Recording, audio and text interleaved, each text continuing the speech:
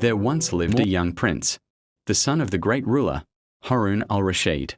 He had everything: palace, power, wealth, servants at his command, and a future as a king. But his heart was different. While other princes enjoyed luxury, this young boy would quietly walk to graveyards. Yes, graveyards. He would sit there, in silence, thinking about life, death, and what truly matters. He loved listening to righteous people. He loved remembering Allah. And slowly, this dunya, world, started to feel very small to him. One day, his father was sitting with ministers and royal officials. Suddenly, the prince walked in. But something shocked everyone. He wasn't wearing royal clothes. No silk, no gold, no crown. Just two simple pieces of cloth. The room fell silent. The ministers looked at each other with disapproval. "This is shameful," they whispered. "A prince should look like a prince." They complained to the king. "Your son is embarrassing the kingdom. He must dress like royalty." The king turned to his son and said, "My son, wear proper clothes. You are a prince." But the boy said nothing. Instead, he looked around. And then something incredible happened. Far away, a bird was flying in the sky. The boy raised his hand and called it. And by the will of Allah, the bird came and landed gently on his hand. Everyone froze. No one could speak. Then he let the bird go, and it flew away. Silence filled the room. The boy then turned to his father and said, "My father, if someone truly loves Allah, then this world means nothing to him.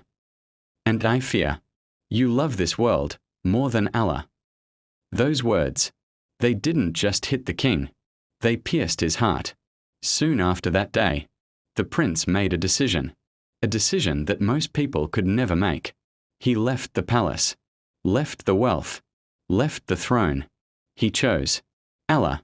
He took only two things with him: a copy of the Quran, a ring from his mother, in case he ever needed money. And he walked away, alone. He traveled until he reached Basra. There, no one knew him.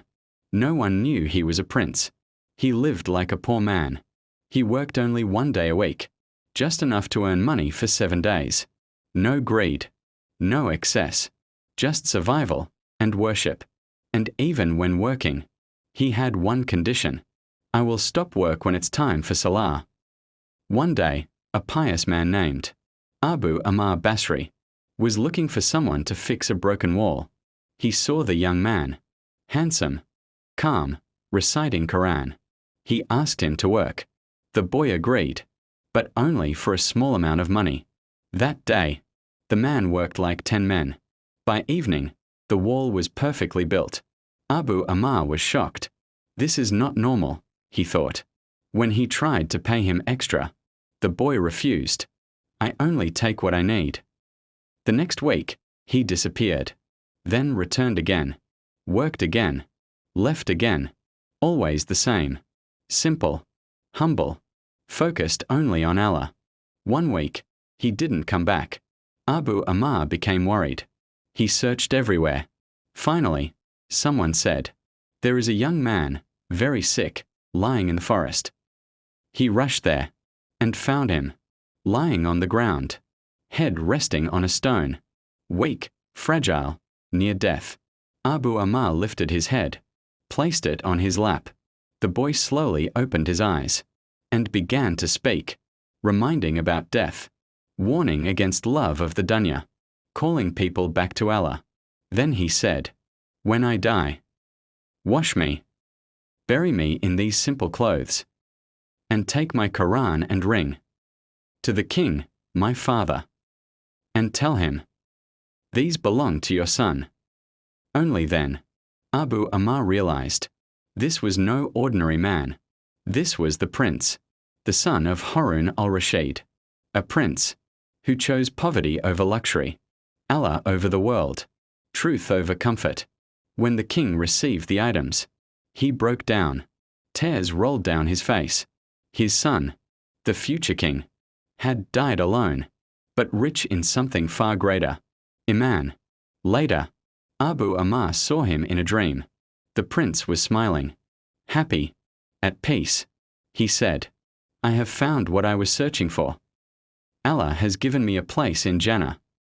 True success is not wealth, it's closeness to Allah. Simplicity is strength, not weakness. You don't need much to live, but you need Allah to survive. Death can come anytime. Be ready. The dunya is temporary. The akhirah is forever. Some people inherit kingdoms, but the wise ones give them up for Jannah. Subscribe and follow us for more videos like this.